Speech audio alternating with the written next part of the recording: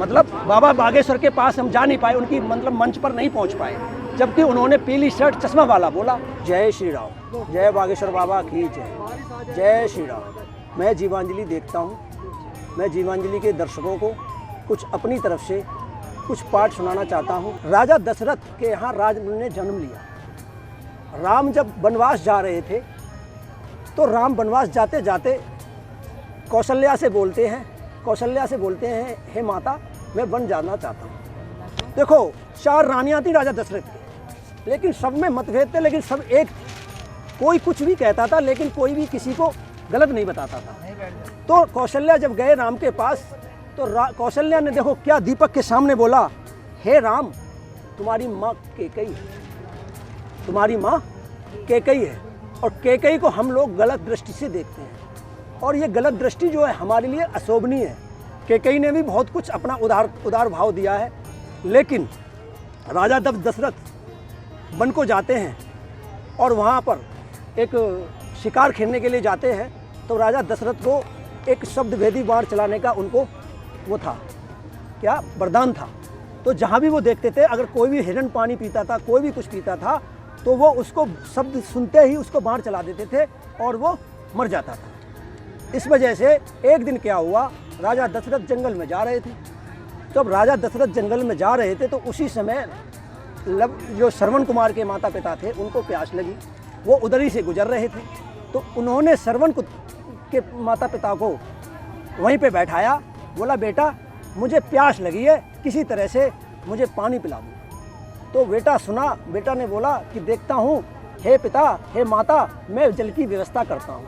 इतना सुनते ही वो अंधे माता पिता के हाथ से लोटा जल लेकर के उसमें से श्रवण चल दिया। जाते जाते एक सरोवर पड़ता है, उस सरोवर में से वो जल को लेते हैं, उसमें से भरते हैं। इसी वजह से वहाँ पर कल कल की आवाज़ आती है।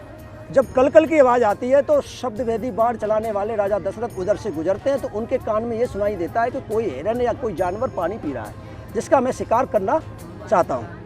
इसी वजह से उन्होंने बाण चढ़ा दिया, और जब बाण चलाया तो बाण सीधा श्रवण कुमार के छाती में लगा।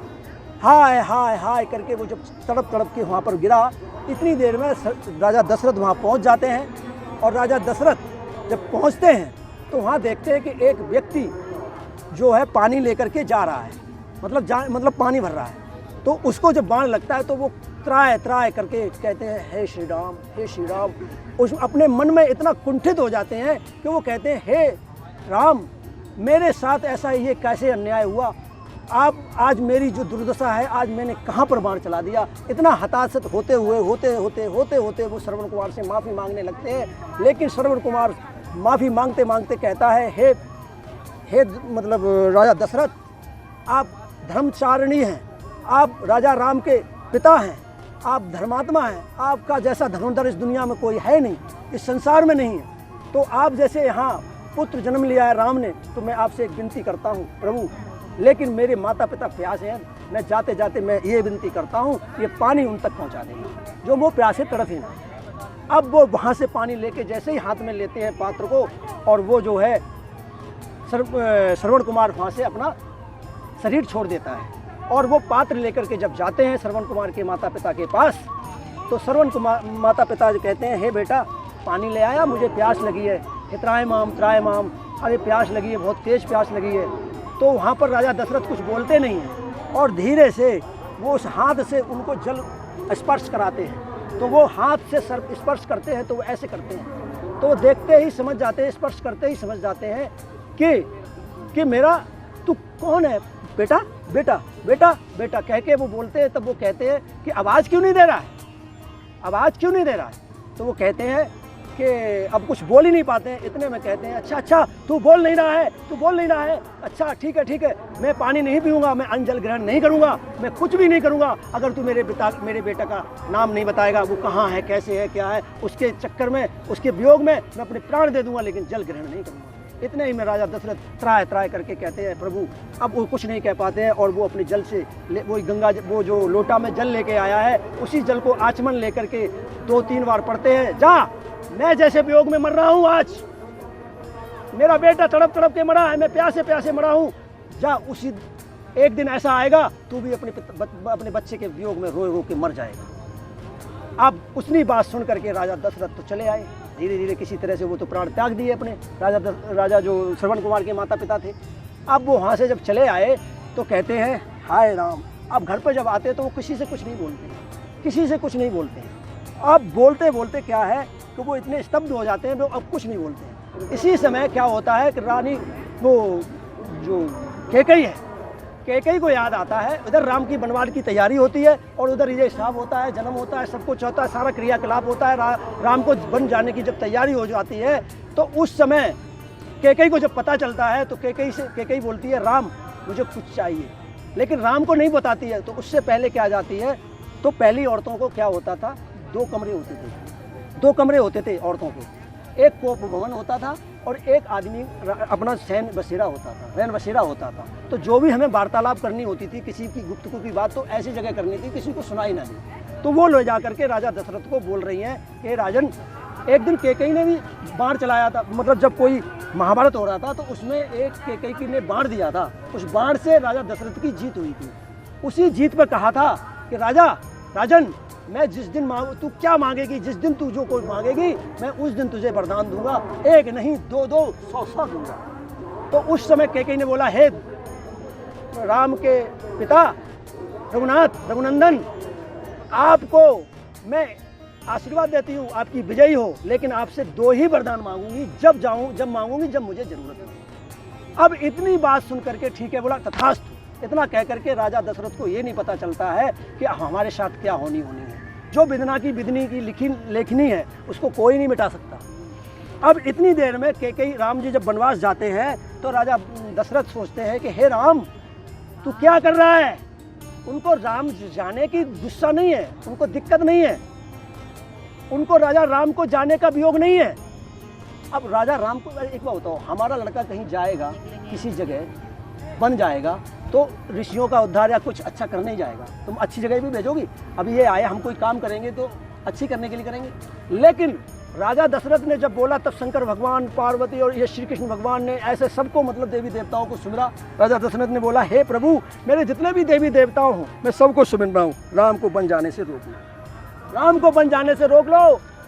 तो कैकेयी ने जब 2 वरदान वाले बोला, एक तो भरत को राजगद्दी और दूसरे को राम का वनवास। बोला तू कुछ भी मांग ले, तू कुछ भी मांग ले, लेकिन राम का वनवास मत मांग। जब वो शाम को लेटते थे, सामने दर्पण था, एक शीशा था, उस शीशे को जब देखते थे तो उसमें से एक आवाज़ आती थी, राजा दशरथ तुम्हारा समय निकट है, तुम अपनी उस असलियत को पहचानो, तुम्हारे से क्या हुआ है। तो वो बार बार वही समय आ रहा था कि राम जी जब वनवास जाएंगे तो उस समय मेरे प्राण निकल जाएंगे। काफ़ी स्त्रियां ऐसी हैं जो सीता जी के बन जाने के बाद राम जी ने कैकेयी से परामर्श लिया था, आज अगर सौतेली माँ है, कोई दूसरी माँ है, तो आज की सौतेली माँ या दूसरी माँ अपने बेटे को कैसा व्यवहार करती है, आज की समाज का ये प्रख्यान है। आज हमें समझ में आता है कि अगर ये सौतेला बेटा है, इसकी दूसरी माँ है, किसी तरह से बुरा मत मानना मैं जो बोल रहा हूँ, मेरा वो माफ़ करना, मेरी माताएं बहनें हैं जो भी हैं, लेकिन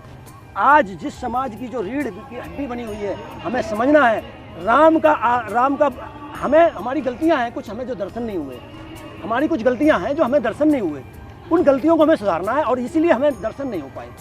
अब उसका हमें वो करना है, क्या करना है, मतलब अपने आर्थ में आत्म मंथन करना है कि हमारी गलतियां हैं क्या और उस गलतियों को सुधारना। किसके दर्शन नहीं हो पाए, मतलब बाबा बागेश्वर के पास हम जा नहीं पाए, उनकी मतलब मंच पर नहीं पहुंच पाए, जबकि उन्होंने पीली शर्ट चश्मा वाला बोला और यहाँ नहीं बोला कि भानु प्रताप सिंह का नाम श्री कृष्ण स्वरूप श्री कृष्णपाल सिंह आ जाए।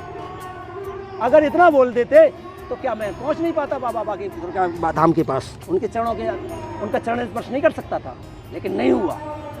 चलो जो भी है, श्री राम की इच्छा है, बाबा बागेश्वर की इच्छा है, उनकी जब इच्छा होगी तभी हमारा मिलन होगा, उससे पहले कुछ नहीं होगा, हम कितनी भी कोशिश कर लें। राजा दशरथ, कितने औरतों को ये पता है कि राजा दशरथ किस वजह से मरे थे, राम को बन जाने के वियोग में नहीं मरे थे।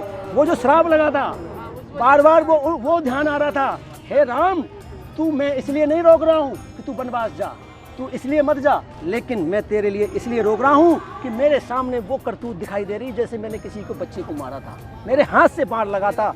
आज अगर हमारे कर्म मेरे सामने दिखाई दे रहे हैं, मैंने जिस कर्म को मैं करूँगा, जो कर्म मैं करूँगा वो कर्म हमारे सामने प्रस्तुत हो जाए। और उन प्रस्तुति को हमें समझना चाहिए कि भगवान की प्रस्तुति ऐसे नहीं होती है। रामचंद्र जी को मिलने के लिए सीता जी ने सब कुछ किया, लेकिन सीता जी लास्ट में मिल नहीं पाई, रह नहीं पाई। क्यों?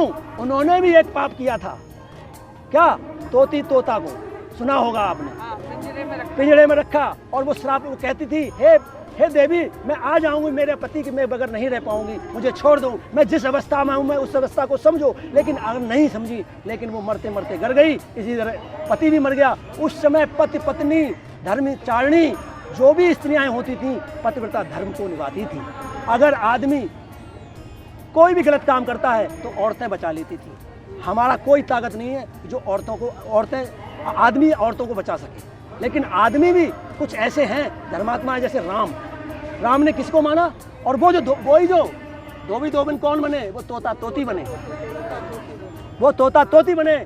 उन्होंने बोला ठीक है, वही समय आया, वो समय उन्होंने प्रस्तुत किया कि देख जाओ राम, मैंने उस दिन आपको भविष्यवाणी की थी कि जिस तरह से मैं मरा था उस दिन उसी तरह से तुम भी वियोग में अपनी पत्नी के साथ मर जाओगे, मतलब चले जाओगे, बैकुंठ में चले ही गए वो। मतलब यहाँ पर संसार में तो नहीं है, मतलब अमर तत्व को एक मनुष्य रूप में आए और वो मनुष्य रूप में फिर यहाँ से चले गए। तो मनुष्य रूप जब धारण मतलब गया तो हम लोग गए ही अपने बैकुंठ धाम को, तो हम भी जाएंगे बैकुंठ धाम को। तो इस प्रेरणा से ये मिलता है। हम इस ज़्यादा कहानी को लंबा नहीं करना चाहते हैं, यहीं पे विराम लगाना चाहते हैं। अगर आपको हमारा ये वीडियो पसंद आया हो तो हमारे चैनल जीवांजलि को सब्सक्राइब करें